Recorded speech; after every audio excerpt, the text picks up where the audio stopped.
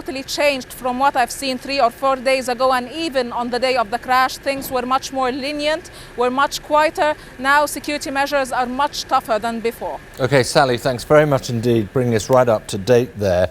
So what of the notion that a bomb brought down the Russian airliner which crashed last weekend? Well, with more on why both Britain and the US are taking up that possibility, here's our security correspondent Frank Gardner. Heading home, but not to Britain. These were some of the thousands of Russian and other nationalities departing through Egypt's Sharm el Sheik airport. The authorities there are keen to show they've got security under control, but British holidaymakers are having to wait to get out, and as an extra precaution, without their luggage.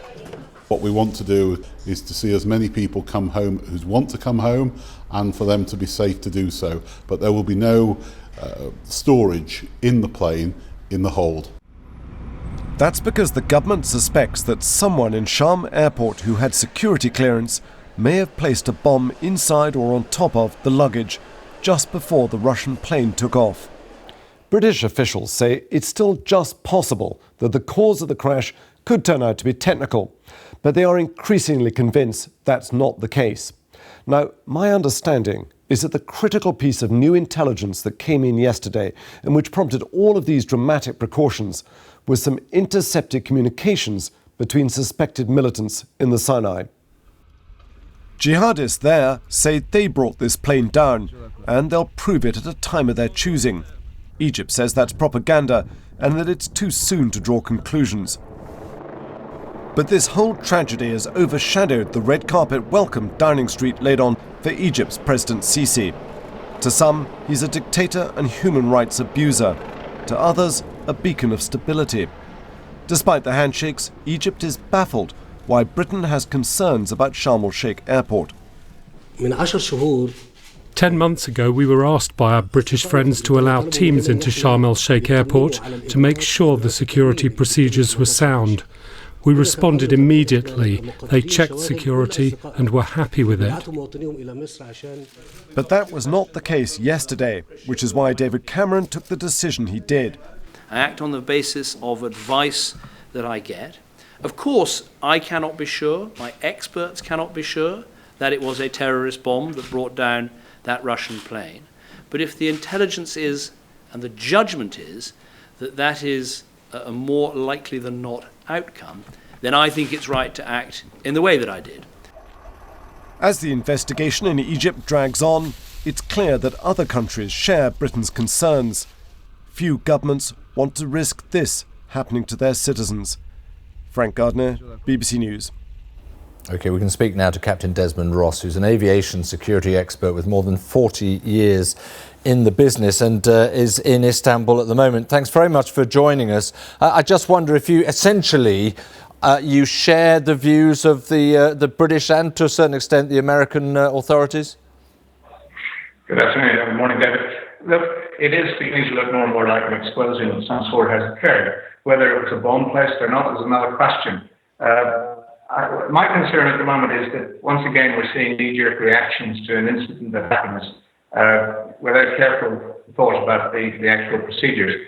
We've seen so many of these things over the years, the shoe bomber, the liquids and gel things, various other things, and sudden knee-jerk reactions to try and resolve a problem at an airport. It's not a problem at an airport. It's a problem of intelligence. Aviation security has to be intelligence-led. The bomb should never have gotten to the airport in the beginning. And the failure is not so much at the airport as with the overall intelligence system and the military and the police who allowed it to get as close to the aircraft as it did. So do you think when we hear, as Sally Nabil was telling us from Sharm el Sheik airport, that security has been tightened up now, are you suggesting that in itself is not necessarily a particularly encouraging thing? It's more about issues of screening and intelligence? Look, tightening up security at the airport is not a bad thing, but what you're simply doing is creating another mass of people queued up, a great bunch of people, as you can see on the television, trying to get on an airplane. What a wonderful target that is for a terrorist group if they chose to take advantage of it. You know, they can take out more people in the terminal than they could on the airplane.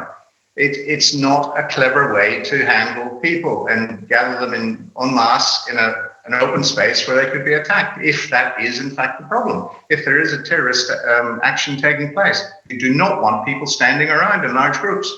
You're right. Sorry to interrupt. You're right to mention the if, and you said at the beginning a lot of knee-jerk response going on at the moment. But it may not be down to what the Americans and the British are certainly hinting at. And do you buy into talk about the chatter on the social media sites and the views that their intelligence are picking up on? Certainly, I think that could be a good indicator. But, I'm sure it was probably there before the bomb went off as well. It's a pity they didn't pick it up before, like a couple of days ago. I have to say that I'm still not 100% convinced that it may not be a fatigue failure of the airframe of some sort. It's a very complex issue. The aircraft that operate over short distances up and down regularly, that's compression, decompression of the fuselage. We've seen it before, hairline cracks that are invisible to the naked eye and require special equipment to detect them. This is looking more like a bomb, but there is still a slight possibility of a fatigue failure of some sort on the airframe. OK, Des Ross, thanks very much indeed for joining us here on GMT. Unrelated, but another air story for you, because a strike at Lufthansa